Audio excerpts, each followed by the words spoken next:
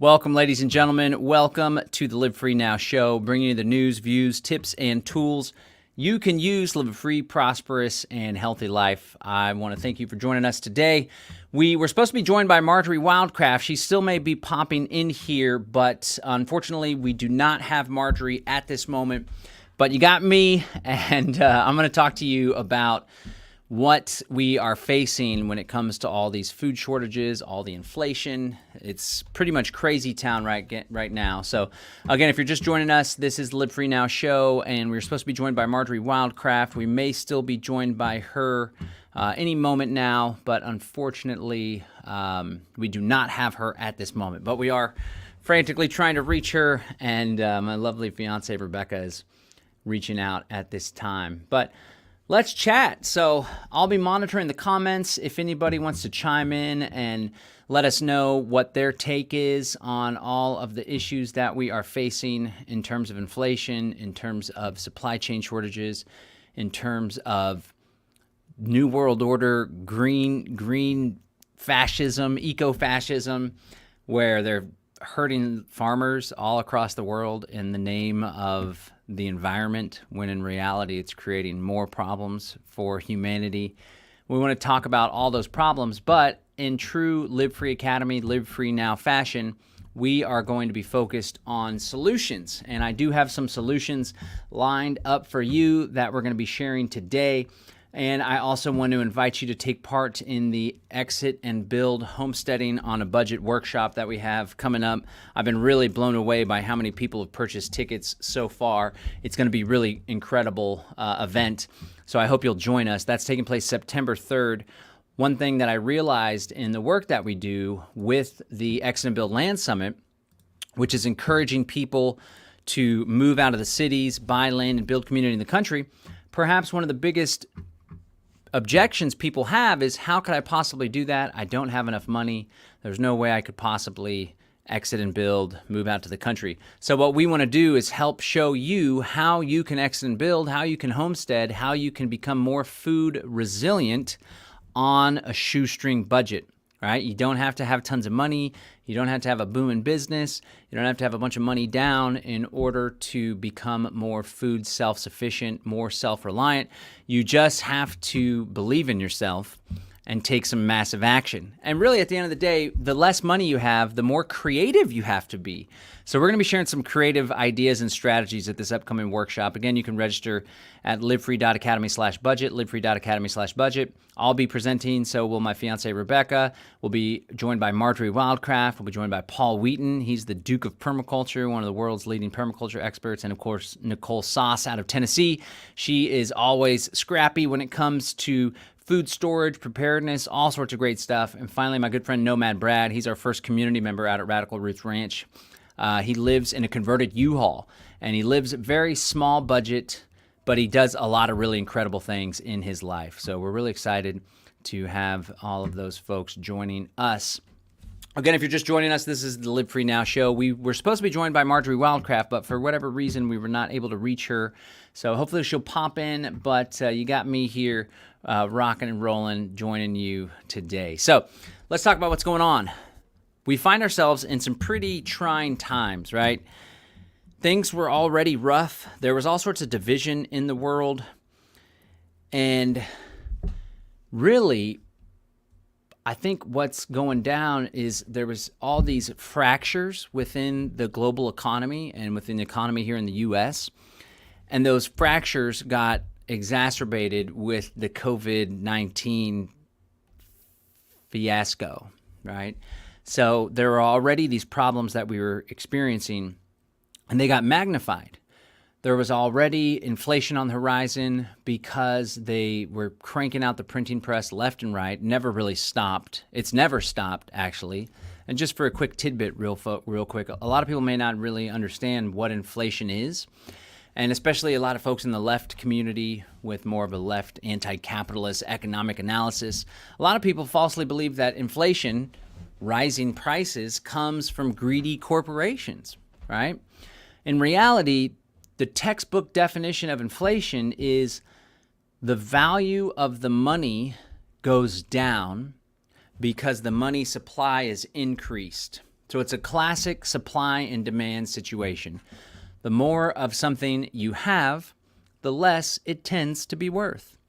So we have these central banks that are churning out money, new money, and with the COVID-19 manufactured crisis, they cranked out more money really than ever before. And in fact, it's estimated like the U.S. money supply grew in a matter of a couple years. They added 40% of the money in existence in just a couple of years. And so when that happens, it creates all sorts of economic problems because the value of our money goes down. This especially hurts folks that have a lot of money in the savings account, and it especially hurts low-income families that are already struggling to make ends meet as it is. Now, all of a sudden, gas, food, housing, rent, electricity, everything costs more. It's a great crime, really, because these elite, these big bankers, these big mega corporations, they have access to that new money before it trickles through the economy and lowers the value of the money supply in general. So that's one problem that we're facing. And I do want to point out there's a lot of folks that are more conservative and right-wing leaning that like to lay the blame at Joe Biden when in reality, Donald Trump, he did do some things good for the economy, right? I'm a free market anarchist guy, so I don't think anybody should intervene with the economy whatsoever, but there were some restraints that were relaxed under Trump. However, Trump most definitely cranked up the printing press unlike any president before him. So he is in large part responsible, just as responsible as President Joe Biden. But that's, at the end of the day, what we try to do in our agorist community, our freedom cell community, is avoid all this party politics and BS and laying the blame and just ask ourselves, what can we do?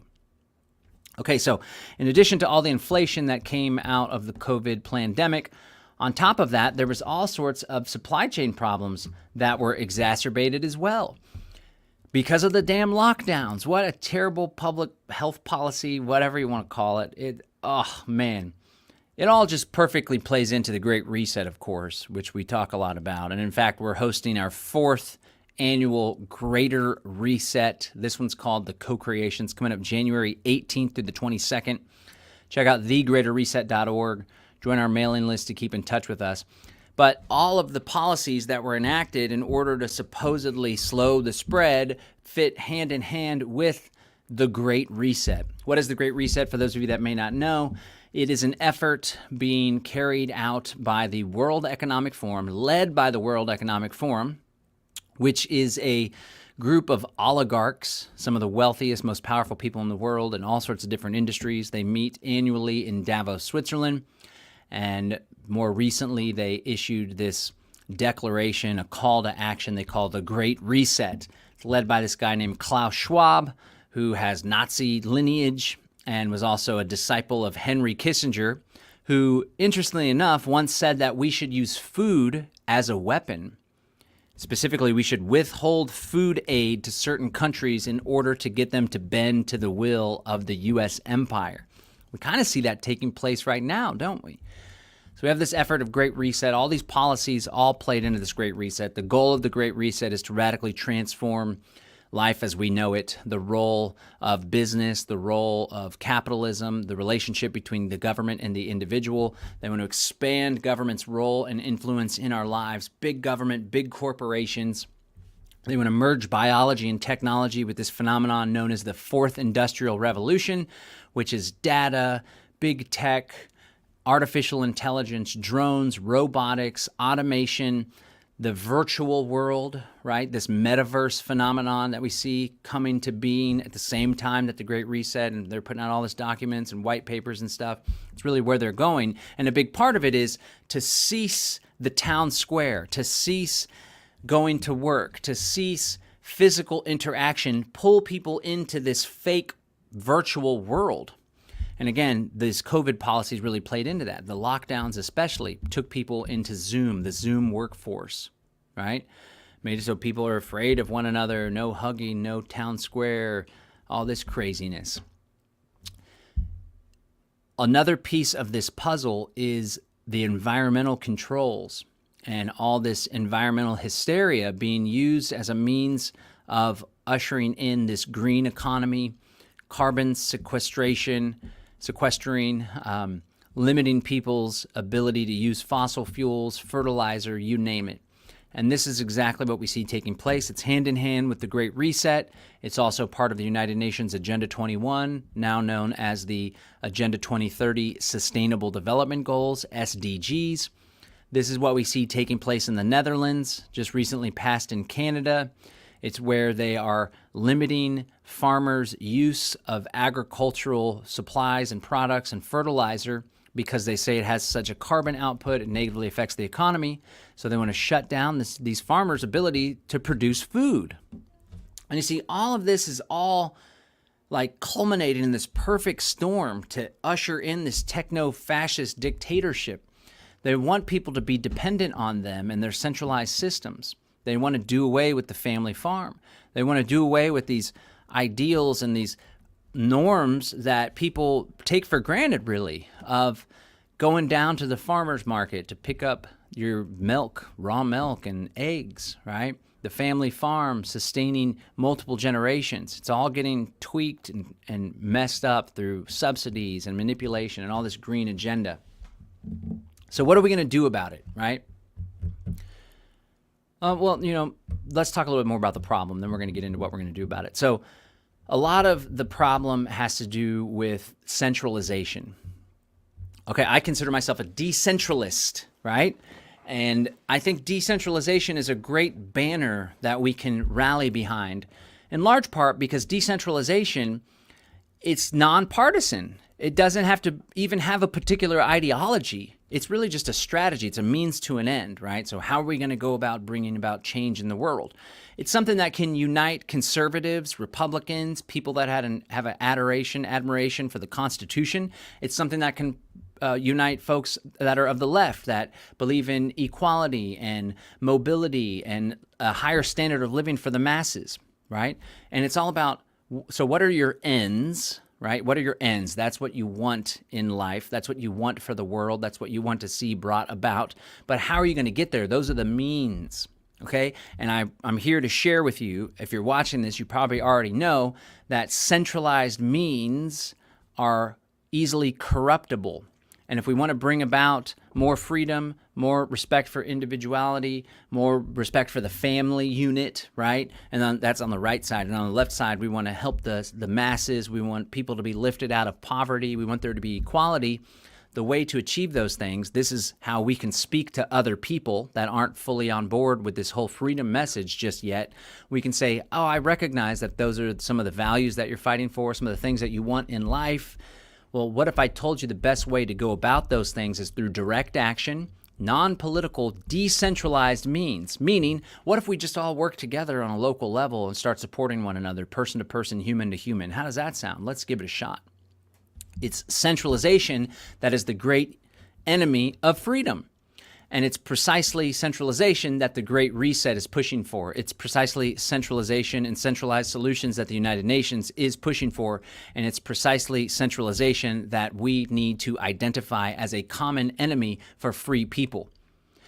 But we don't just identify the problem. There's all sorts of folks in the freedom, truth, health, freedom community that just focus so much energy on the problem. And what we aim to do, when I say we, I mean me, myself, Live Free Academy, the Freedom Cell Network, my good friend Derek Bros and Ramiro Romani, the work we're doing with the Greater Reset, River and Imani of Haven Earth.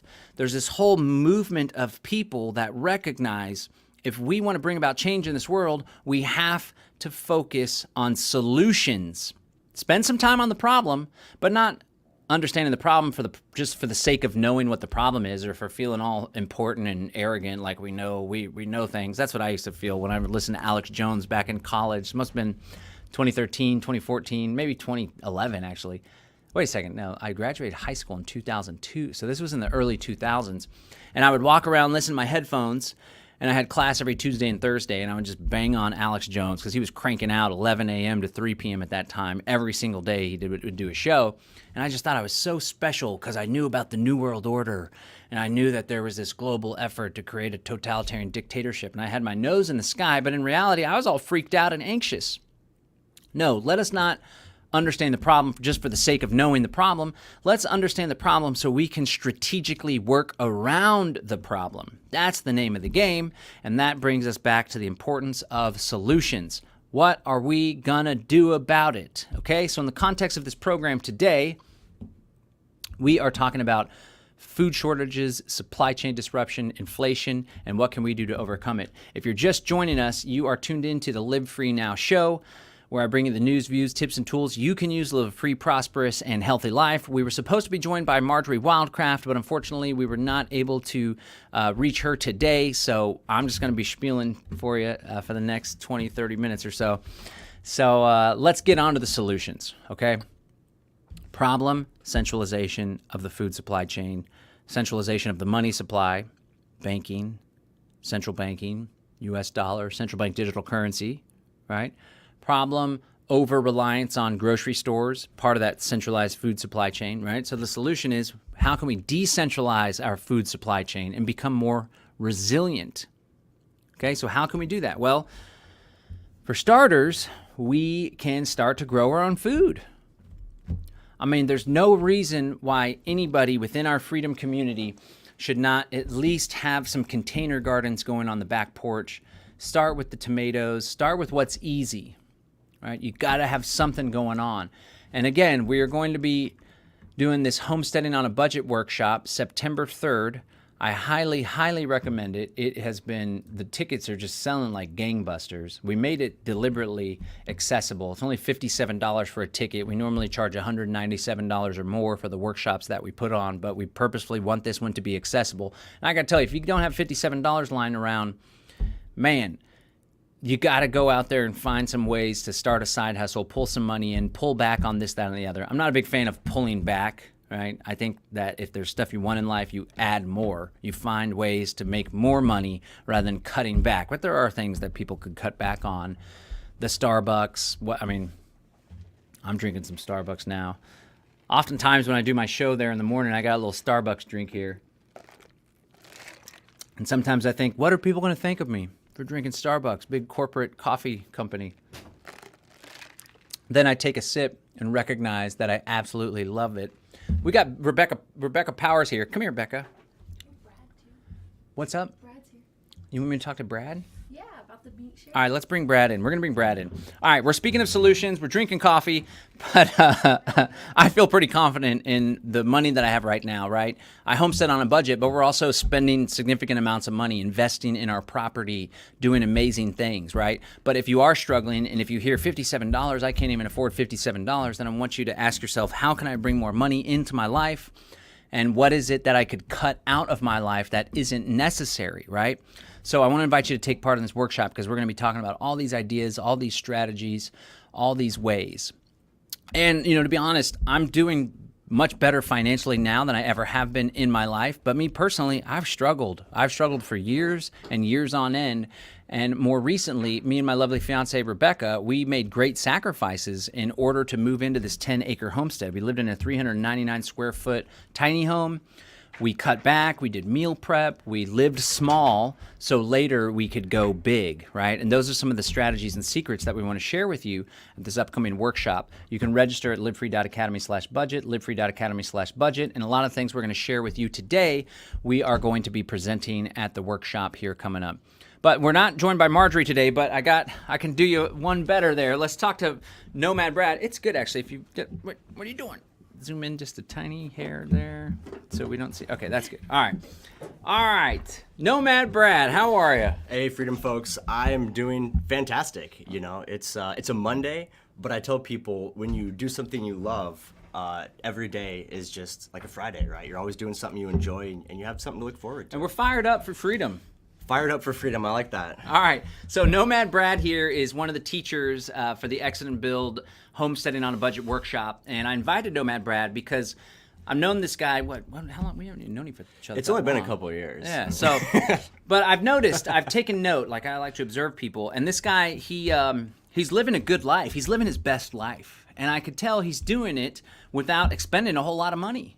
He's just doing cool things, seeing the world, traveling around. He's got his nice little dog mate there. He eats well. He lives well. But he does it on a shoestring budget. And at the end of the day, but I imagine that he has some money, and that money's savings and investments, right? But he doesn't spend a lot of money. And so I want to point out that anyone can do this, right? So why don't you share a little bit about your background, Oregon, and then let us know how you came to be this nomad living in this pretty cool converted U-Haul. Yeah, absolutely. So I went through the traditional life path, school and college and work, and I bought a house and I had cars and I had all this stuff you're supposed to have. But I realized I was time poor. I was always working, I was maintaining the house, and at the time I was like in my early 30s, and I just felt kind of stuck. And I was like, is this it? I mean, I've got all the things life tells you to get, but I just felt pretty stressed out. So I was looking to make some changes, and I made a real big change. I decided to sell everything I had. My house, I had a business at the time, sold the business, sold everything, and decided to buy an old van on eBay, and convert it into a tiny home on wheels. You know, I went down the YouTube rabbit hole of like alternative living and you know, what you could do to try to experience more time wealth.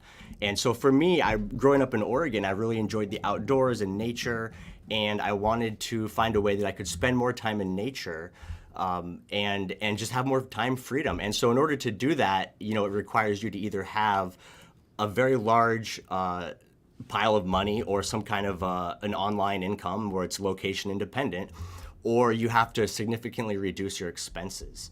And so for me, you know, living the van life anyway, you're kind of funneled into minimalism. You only have so much space for your items and possessions.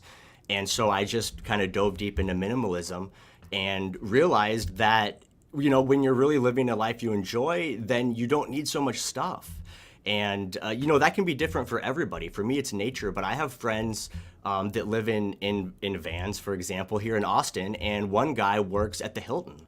And he doesn't even have like, you know, any cooking devices in his van because he's living in the city. And so he's like going out to eat and out to the bars and going to concerts but he's not paying rent. You know, there's no rent, no water bill, no electric bill. Yeah. It just really cuts down your expenses. And so that's something that I'll be talking about at the workshop is how you can find the life that you want to live, right? It's different for everyone, and how you can make that happen without a lot of effort. I mean, you can start moving towards that life today, and instead of having to spend money to get stuff to live this life, you can actually save money by eliminating things.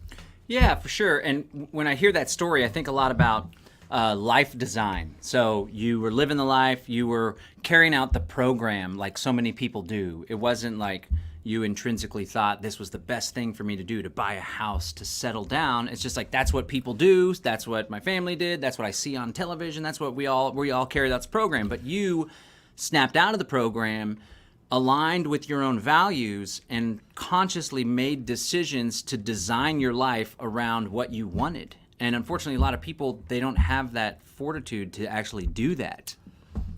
I agree, and I see a lot of people that struggle, and you know, it takes a lot to go against the system and against the training that you've been conditioned into, but I see a lot of people that are really unhappy and they feel stuck, and they try to add things to make themselves happy. So they might add more possessions, or they might maybe they have to add a bunch of medications to try to you know, feel good, right? But sometimes you have to look at it and say, you know, what's the cause of my dis-ease? And it might just be that your life sucks. There you go. And you can change it. So if you're just joining us, this is the Live Free Now show, bringing in the news, views, tips, and tools you can use to live a free, prosperous, and healthy life. We were supposed to be joined by Marjory Wildcraft today, but we weren't able to pull that off. But instead, we got Nomad Brad here. So Nomad Brad currently lives at our 10-acre homestead, Radical Roots Ranch. And he helps with a lot of the projects on the farm. When we go out of town, he looks after the pups. He helps with all the food production systems. He's like, we're here at the office. He's working on the chicken coop and all sorts of stuff. And so he actually lives rent-free. So he's a living example of somebody that lives on a small budget, but they're doing the exit and build homesteading thing without having to have a bunch of money for a down payment on a big piece of property, right? So I want everyone to know that there's creative ways to do this very same thing. So let's take it back in time. How much did you pay for that first van that you purchased on eBay? That was a long time ago. That was like 5 years ago. So I purchased it. It was about $5,500, and it had 245,000 miles on it. Was it a Chevy or what was it? It was a Ford, baby. Ford tough. I always go Fords. And I lived in it for 2.5 years, converted it, and I sold it to a guy. And he called me like last year, and he's still driving around Arizona. He's over 300,000. So you bought it for $5,500. How much and it was just a van? It was a cargo van, so like Okay. a traditional, long van, but not anything big and crazy. Yeah. And now I had some background in construction, so I did all the labor myself of converting and building. Which But anyone could learn if they really wanted to. And the reality is really YouTube videos, right? Yep. Because even though it's a van and I had some construction skills, it's still a different skill set you need for van specific builds. Sure. So all the information is available online at no cost. And I probably put into my first build about $4 or $5 grand. So for under 10,000, Under 10, you have a home. you have a home. And then here's the cool thing, right? If you look at your expenses, once you have this van and this is your home, the only expenses I had was gas, van insurance, food, and a cell phone. That's it. And so I was able to shrink my monthly overhead down to, under $1,000 a month. Nice. And so, if you're somewhere where you don't have a huge savings, especially right now in the situation we're in, there's so many remote jobs available and the technology is there. You can get a hotspot and work online. Yeah. It's almost impossible to not be able to support yourself, to find an online job that pays you at least $1 grand a month. Yeah. And if let's say you find a good job that actually pays really well, and now you have little minimal expenses, now you can start stacking that money to invest, to put into crypto, or Yes. to save for a little half acre, 1 acre, 2 acre, 10 acre property, right? Depending on where you are. So you can do the van thing, and then that's what you do. That's what you enjoy, see the world. Or you can use the van life, living small, as a means to the end of buying the house, of buying the land, or whatever it is that you want to do. It gives you more choices, it seems. Yes, and that's the thing to consider. Van life doesn't have to be forever, right? It can literally just be literally a vehicle that you use to lower your overhead and save money towards whatever the next step might be. And so I know a lot of people that live in the city, they work regular jobs, and they just save crazy amounts of money. People look at their income, but what you really want to look at is income versus your expenses, right? Yep. So even if you're working 30, 40K a year job, a basic job, if you're only spending $800 a month, you're able to save a lot. It's very So hard. how much did you sell the van for? So that van, I sold it for $15,000. So not a huge profit there, but the reason I sold it is I wanted something bigger. So I sold it to a guy, and then I got a little bit bigger vehicle, a short bus, and then converted that, and that was my new home. Nice. So yeah, it was a pretty cool gig. Right now I'm in my third house, my third tiny home on wheels. It's a box truck, and I love it. It's a really nice setup. It's large. It's got 7-foot ceilings. There's a picture of it there. Yeah, it's nice. It's like you did a really good job building it. It's clean. Everything's got its own little space, and you even carved out this little door here. So I did the whole conversion thing. Me and my family lived in a school bus for a little while, and it was a converted school bus. It was rough in the beginning. It was very rough. But we did a fundraiser. We did these tours promoting Bitcoin early on, and we remodeled and stuff. And it ended up, it's pretty nice. But we lived there, and I actually had a love-hate relationship with it because it's one thing to be a single guy living in one of these U-Hauls, but to have a family of 4, and like me and my ex-wife weren't on the best terms throughout the duration of it. But it was this love-hate thing, and I could flip it in my head like, okay, this is a struggle. I think we should do better for my family, blah, blah, blah. Or I could be like, you know what? Wow, we get to travel the world. We get to see all the sites. We get to go all these events. We get to help organize this freedom community around Bitcoin. And we own our own home. We have no mortgage. We got this big 4-ton school bus, 40-foot school bus. So it was pretty cool. Right on, B-Rad, B-Rad, B-Rad. So somebody's asking, so how did you and Nomad find each other? Maybe I'll let you share that, B-Rad. Yeah, so this is kind of a cool part because, I was traveling in the van for almost 5 years, and it got to a point that I've seen a lot of stuff, and I was ready to have more of a permanent home base, especially considered some of the things happening globally. And so I was like, well, it's time to kind of think about settling down. And so one option, like my parents were in my ear, like you have to buy a property and like get a house and, all these things, which, requires, a large volume of capital, right? Not just to purchase the initial piece of property, but all the implements and the maintenance, it's a significant income stream. And so that's one way to do it. But what I figured out I could do is, rather than having to go out and get the money and acquire all that myself, I could leverage someone else that already had the things I need. Leverage away, Brad. You can leverage me all you want. But then in turn, I had something that they need, right? So it's kind of like a form of the barter system. And I knew I had a lot of value to offer. And so that's what I decided mentally, that I was going to look for an opportunity where I could go and just kind of assimilate into someone else's land, add value, and then almost instantly, now I have 10 acres. I didn't pay for any of it. I still don't pay for any of it. So if Maybe I need to get a U-Haul, man. Maybe you Find should somebody. reconsider. So it's great. And so what also happened at the same time is I just got hooked up with the Freedom Cell community. And that is really what made everything happen for me, because all of a sudden I'm linked in with thousands of like-minded folks. And it's basically split down the middle. It's people that have land and they are like by themselves struggling, they need help. And then it's people that want land that don't have the funds to purchase their own. And so it's kind of almost like a match site where people can kind of get together and link up with who fits their needs. And so John happened to post on Telegram, hey, I need help with my businesses. And I was in Arizona at the time. I was literally in my van at Walker Lake, or I think that's Nevada actually, just hanging out. And so I just sent him a resume. We talked on the phone, and I was like, I've never been to Texas. And so because my home travels with me, it literally cost me nothing to uproot my life. I'm already mobile. So I just drove to Texas, spent $500 on gas, and started working for him.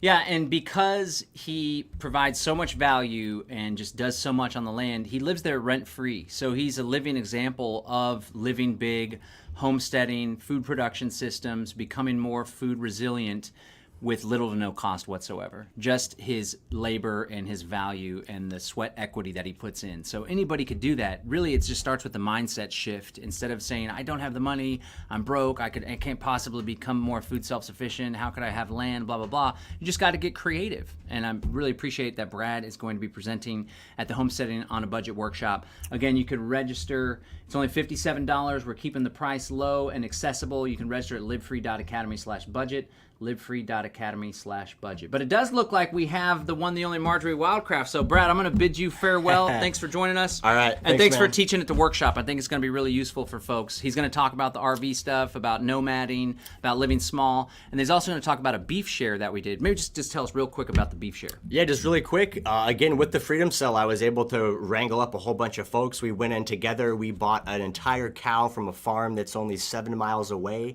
from our current ranch. And so, it's all about establishing those connections so that if things get wonky at the grocery store, you don't have to fight in line over some frozen beef. You just go right to the farm and buy whatever you need. So Yeah. we'll talk about that. And it tastes damn good. And it's Cooked up delicious. some steaks, had some Freedom Cell folks over, did some kebabs. It was awesome. All right, thanks, Brad. All right, thanks, guys. Appreciate it. Again, that's livefree.academy/budget, livefree.academy/budget. And now, without further ado, our guest, Marjory Wildcraft. How are you? Hey, John, I'm doing great. I guess we had a little mix-up on the time there, but It happens. I'm here. All right, good. Well, we're glad to have you. Okay, so Marjory, maybe you could share a little bit about your background if folks aren't familiar with you. Marjory's also going to be teaching along with Paul Wheaton and Nicole Sauce and Nomad Brad, myself and Rebecca. But we're really excited to have Marjory because she, I would say, is probably one of the world's leading experts on how to do more with less. And so she's going to be teaching us some of her secrets and some of the skills that she's learned over the years on how anyone, even if you got a single family neighborhood, even an apartment, there's opportunity to do the container gardens on the backyard or set up a nice little wire rack shelf with some hydroponics or whatever it may be. But why don't you tell us a little bit about yourself for the audience? Yeah, sure. So for me, about 20 years ago, I was volunteering. I actually had a very successful real estate investment business. I had been a student of Robert Kiyosaki. And in fact, I was so successful, I was the lead testimonial on a bunch of his infomercials, which I'm not totally sure if I'm proud of that or not. But I foresaw that the 2008 crisis was going to happen and wanted to liquidate all that and very concerned about collapse. So definitely an early adopter, you might say. But one other thing before that happened was I was volunteering on a farm to table project to get locally grown organic food into the elementary school. And that project was a complete failure because there weren't enough farmers to provide even part of the vegetables for one small rural elementary school. And I mean, this outside of Austin, Texas, kind of a progressive place, right? And I was like freaking out because in the back of your mind, I know we don't want to talk about this, but we all kind of and even if we don't say it out loud, we kind of think if bad things happen, we're going to go out in the countryside and just, steal from the farmers, right? And I had just found out there are no farmers to steal from. Like there are no farmers out there, really, basically. And I just couldn't stop shaking, just had nightmares. I just said, well, look, I have got to learn how to grow food to take care of my family. And then, of course, the more people that know how to grow food, the easier the transition we're going to go through is going to be. So it just became my life's mission to figure out the fastest, easiest, funnest, most delicious way to grow your own food in a backyard or smaller spaces and become food self-reliant. Because honestly, of all the collapse scenarios that I've read, interviewed, food is the number one thing. People in Texas, especially, thinking they need what caliber gun. I'm like, look, that's not nearly as important as beans and rice and carrots and tomatoes. So that's how I got into it. Right on, yeah. And then you need the guns to protect the food from the folks that didn't get prepared. Hopefully it doesn't come down to that. My whole theory with that is like, let's help all our neighbors become self-sufficient too, so we all have food and we're all just a nice crew supporting one another, and hopefully it doesn't come down to like roving marauders. But it's always important to hope for the best and prepare for the worst. So let's get into some analysis, right? So you have had your finger on the pulse of the economy for quite some time, going back well before the housing crisis, 2007, 2008. And, I've been paying attention to this stuff for a long time too. And let me ask you this. It always seems like the collapse is right around the corner, but the big collapse, the one that we all worry about, it never really seems to happen. And even though the system is corrupt and fractured and over-centralized and vulnerable, it seems to be pretty damn resilient. So what's your take? Are we due for that big collapse? Because it's all just kicking the can down the road. It's all part of the big same crisis. They just have such good manipulation of the money supply and of the economy that they keep it going. But do you think we're on the verge of something big, or what are those factors that are different this time compared to before?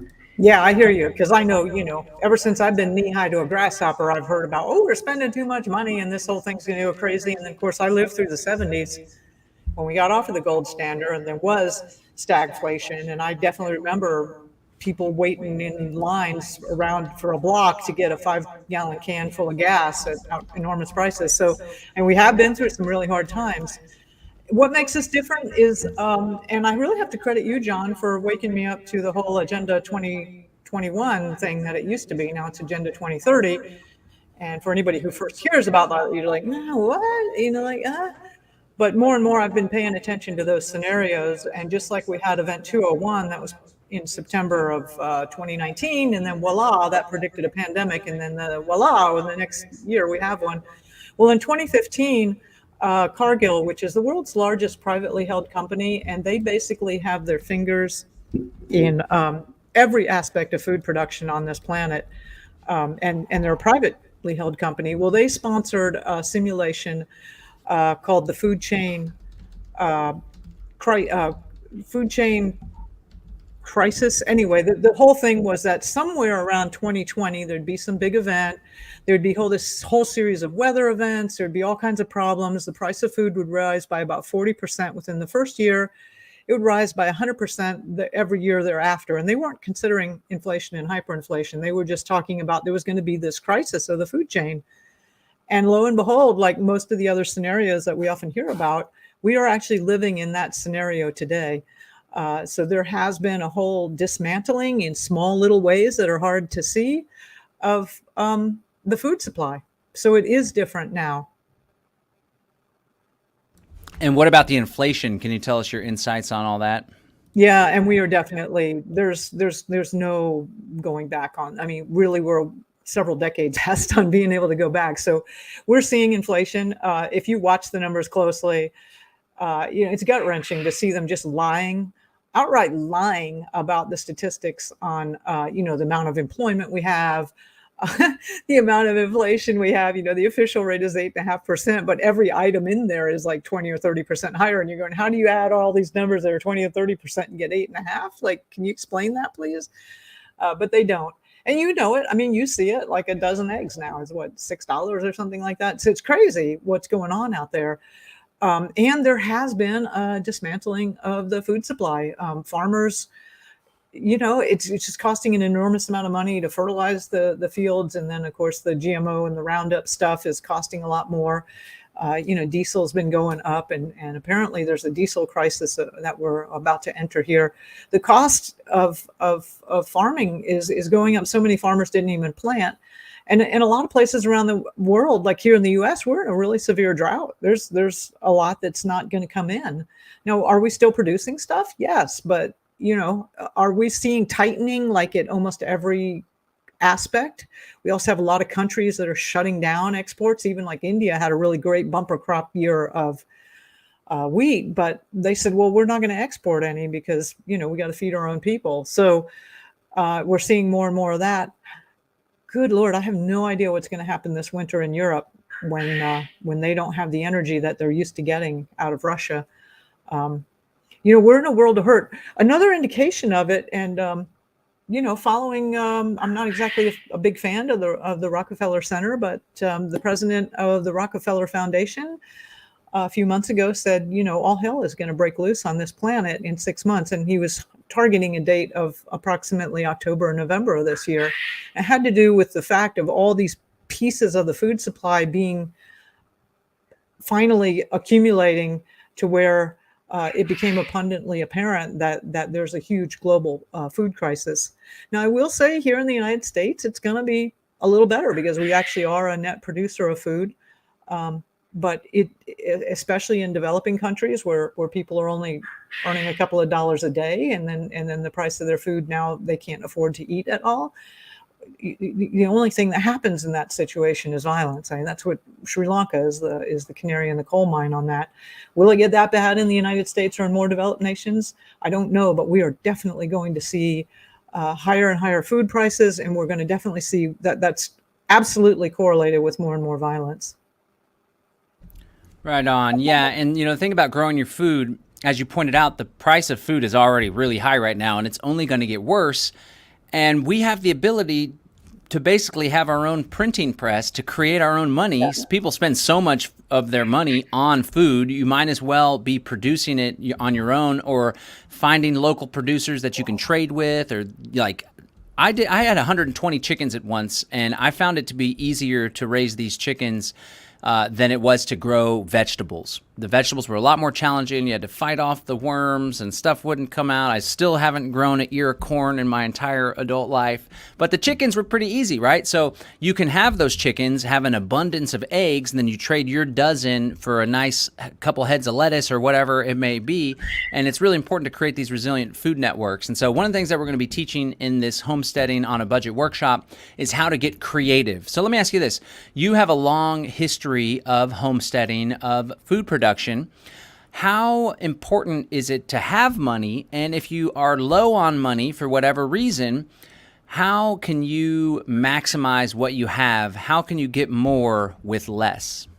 Well, the cool thing about this is we have been growing food as a species for, at least 10,000 years, right? And so your ancestors and all your great ancestors, they didn't have access to the materials and resources that we have, and they were able to grow food just fine. In fact, they were the ones who developed all the heirloom genetics that we have now.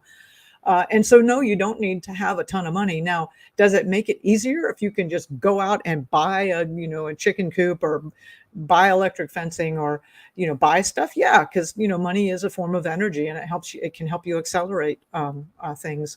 But no, it's not necessary. There's also a lot that you can do foraging, for example, right? There's free food all over the place that we have just been wasting. So there's lots of examples. And I loved when you were talking, was it Brad earlier, about, I'm a big believer that if you just open your heart and hold a question of like, I want to learn how to produce more food, and this is what I've got, and this is what I can do. Universe, hey, universe, can you show me a way? It will come to you. We live in a really abundant, creative world, and it's astonishing. A lot of people look at like they call it the wall of green. And I'm like, no, I see medicine, I see food, I see salad. You can learn those skills and do that. And absolutely growing food is like printing your own money. really there's tons of simple things, mushrooms. You can grow mushrooms in a bathroom, right, or in your closet. The place I'm living with now, talk about everybody in transition, right? I'm actually sharing a house with a friend while I try to find my own permanent land, but we just got her set up with a 10 quail, and she's starting to right here in the living room, and they're just real sweet little birds and lay these little quail eggs. So, just there's lots of things that you can do that if you open up to it and look at it and go, oh yeah, I can make that happen. Yeah, that's great. I hear a lot of good things about quail. Our good friend Susanna, who lives near here, she had rabbits for a while for meat, and then it was just too damn hot in the Texas summer. They seemed to be miserable, so she started doing quail. And apparently quail, compared to chickens, they produce a whole lot of eggs, and they come to an age where you can eat them for meat a lot faster. So, and apparently you can put them right in your house, right? I don't know how cleanly that'll be. I guess you got to stay on top of it, maybe sweep underneath or get a nice base for it. But can you share some more ideas for folks that are living in an apartment or have a small home? What are some other things that people can do right there inside without having to even have a backyard? Yeah, the quail are definitely a good one. And yep, you just get a tray that you line with newspaper, and they poop on that. You roll it up and throw it out in the garden, and you're like, boom, instant compost happening for you. And again, mushrooms, I'd really recommend that one. Definitely your herbs, basil, mint, all that stuff. Believe me, for a while I was experimenting with just eating beans and rice to see what that would end. And appetite fatigue is a real deal. There will come a point in time where even if you have it, you won't eat it.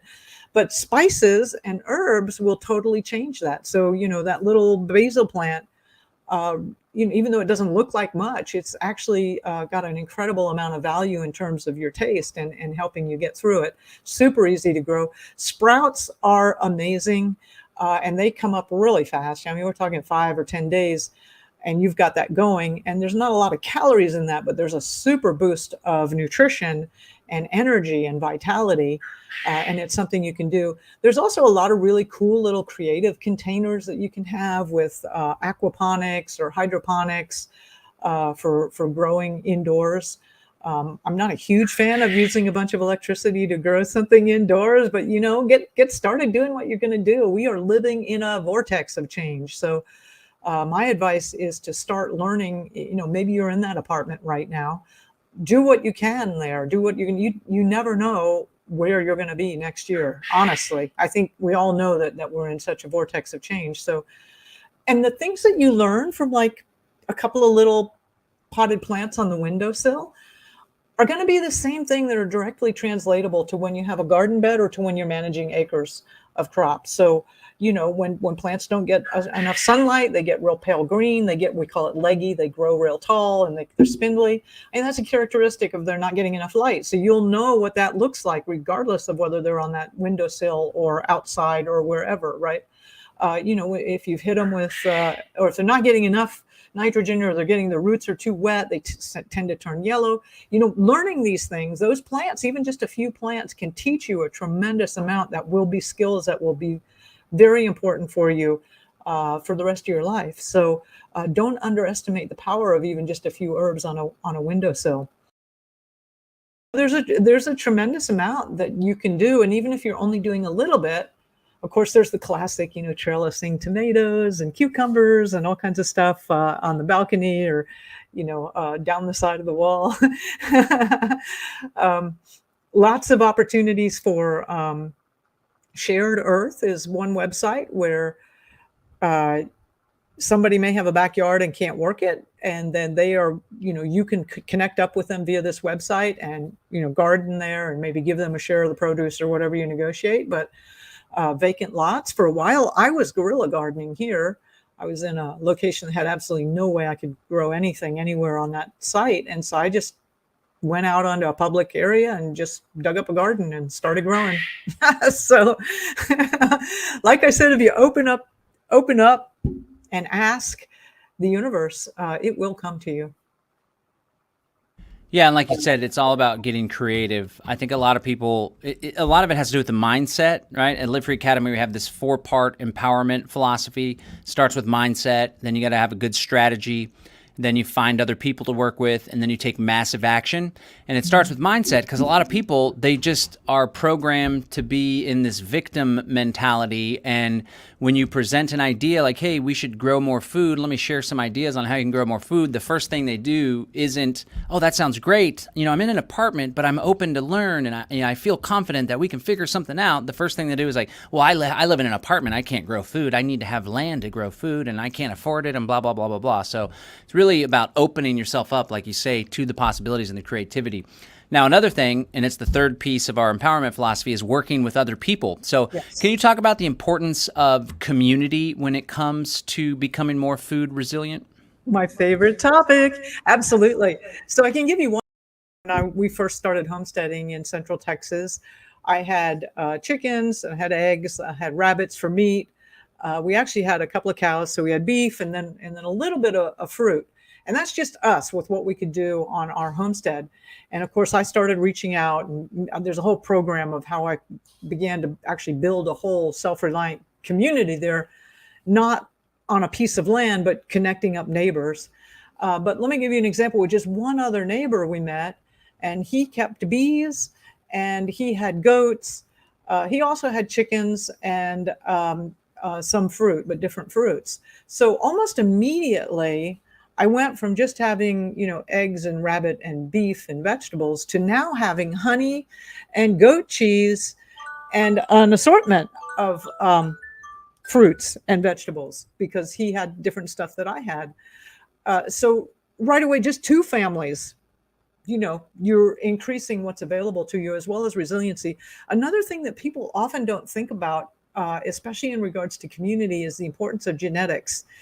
You have your rooster and your hens, or your buck and your does, and you absolutely have to have enough other people that are also breeding rabbits to be able to swap genetics, because the gene pool has to be big enough for resiliency and strength. So, if it's just you all the time, it's not going to work. And then, of course, just general skills. One morning we were working, my husband and I, former husband, he's a good guy. We were working on a loafing shed for the cows, and a big piece of sheep muddle slices my leg open.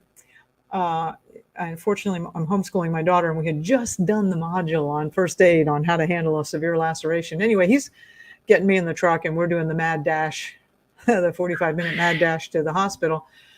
But as soon as we get there and he gets me checked in, he's calling up a couple of neighbors, says, hey, can you come over to the house and hang out with the, actually we were living in the barn. Can you go up to the barn and wake up, be there for when the kids wake up, because the kids wake up and mom and dad aren't there, and there was just this huge amount of blood everywhere. They see that, they're going to completely freak out, So, like within minutes, we had some neighbors, the kids knew, making them breakfast and talking to them and saying, your mom's in the hospital, but it's going to be okay. But, just little things like that, right? From that incident, eventually I learned how to treat those kind of wounds, sew up those kind of wounds, and make homemade painkillers to be able to, get through that.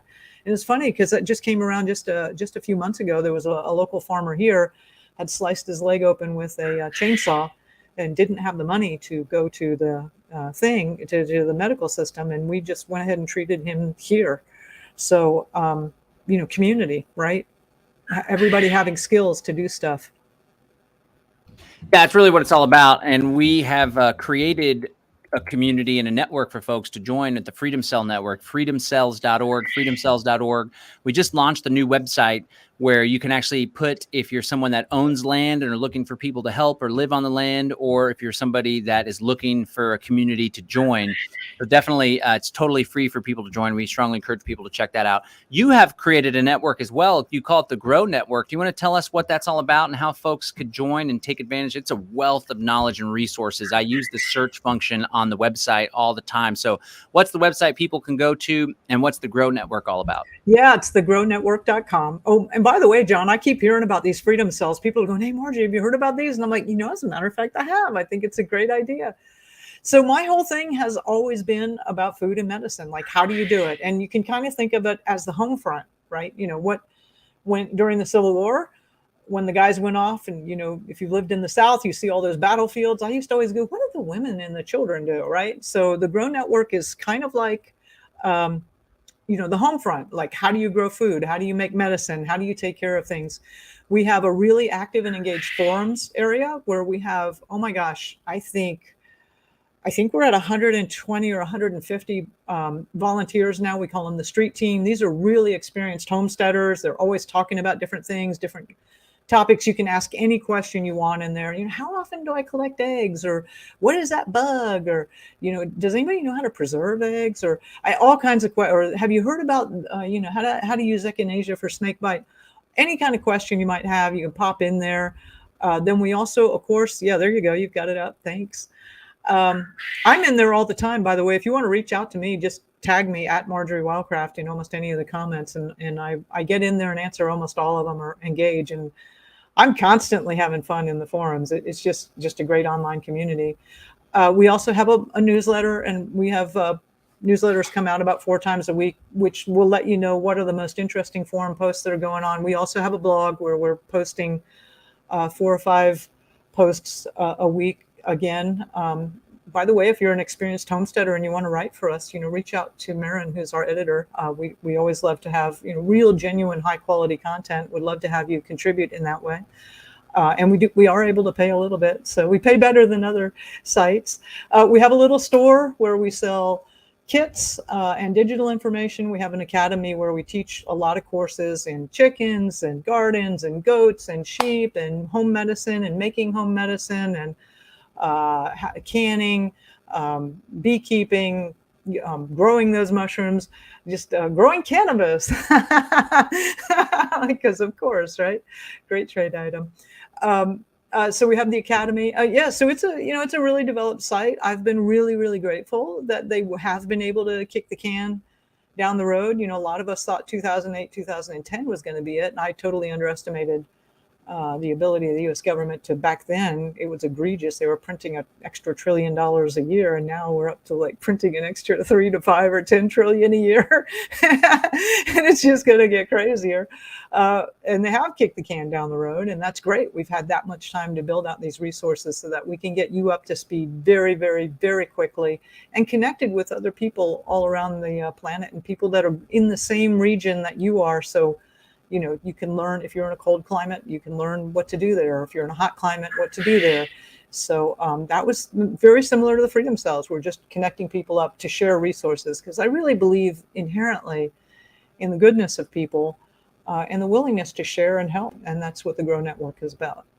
Awesome. Yeah, I was impressed by how much traction there is with all the posts. Like already today, there's a dozen posts for people looking for questions and asking questions, looking for help and all sorts of stuff. So it's really great that you've created that asset for people.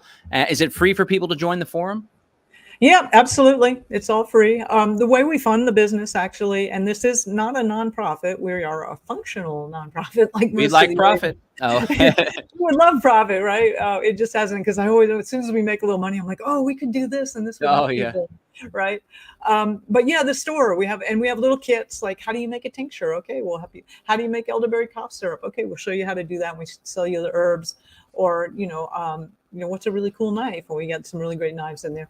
So, just some tools and equipment. And we're about to come out with this really cool compost tea brewer, which is amazing. Oh, cool. So, just great products too. And as you're a businessman, John. I think most people here, if you're probably in this community, you understand entrepreneurship and you understand, buying products and services from companies that you want to continue to support. So that's how we do it. Awesome. Now, we are really excited to have you presenting at the Homesteading on a Budget workshop. Folks can get their tickets right now at livefree.academy/budget. That's livefree.academy/budget. It's taking place September 3rd.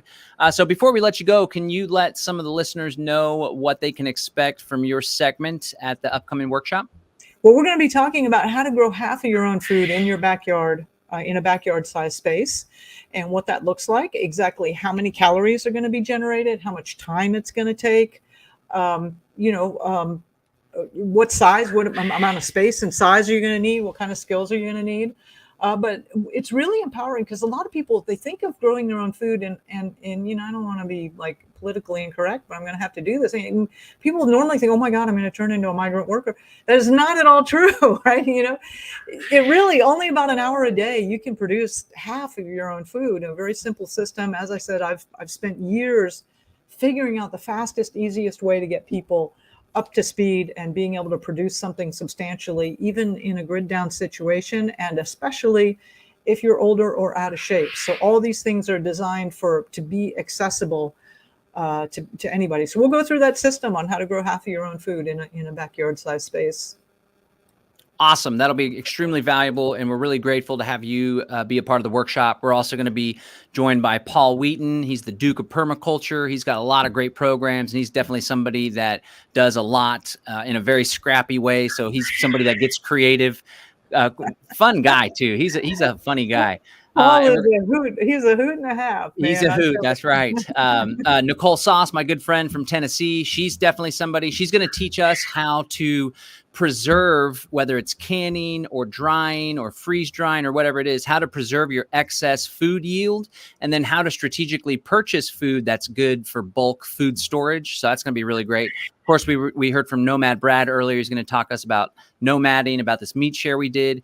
And then finally, Rebecca and I are going to talk more about mindset and about making sacrifices and about how to plan so you can live small in the moment. So later on down the road, you can really start to manifest abundance and be more prepared and self-reliant. So I want to thank you so much for joining us today, Marjory. Appreciate everything that you're doing and looking forward to seeing you on September 3rd at the workshop. I'm looking forward to it too, John. It's going to be awesome. And if I can make one final comment, we talk a lot about Tetwonki, right? The end of the world as we know it. And it will be the end of the world as we know it, but it won't be the end of the world. And actually, I believe it's going to be a much better world. Like, this is an opportunity with these systems collapsing to shake off the grip of large controlling forces that have been managing this planet for a long time. And for me, I used to make a lot of money. I was running a big business, very successful. I would have never wanted to grow my own food. Like, that was the last thing on my mind, right? And I am so grateful. I had that wake-up call at the Little Red Rock Community Center. And because I love it. I love growing my own food. My health has improved dramatically. And it's the best thing that ever happened to me. I just can't imagine my life without growing or harvesting or wildcrafting food. It's what we do as a species. And when you get back in touch with that, you're going to fall in love with it. Awesome. I love it. Thank you so much for that closing note. I'm with you. I've been leaning real heavy on the idea of hope, because for folks in our community that are aware of what we're aware, it can seem daunting and overwhelming. And a lot of people spend so much time. The folks that aren't spending their time in the garden, they spend so much time behind the computer, researching, watching these scary documentaries and stuff. But in reality, the future is what we make of it. And I really appreciate that. It is the end of the world as we know it now. But to be honest, the way the world is now isn't that great. So it's up to us to create a better world in our own little circle and sphere of influence, and then share that wisdom with the world, radiate outwards, and people will be like, dang, what are those guys smoking? I want some of that. They look good, healthy. They're having fun. They're playing with the kids. So life is good. And I appreciate you with that positive attitude.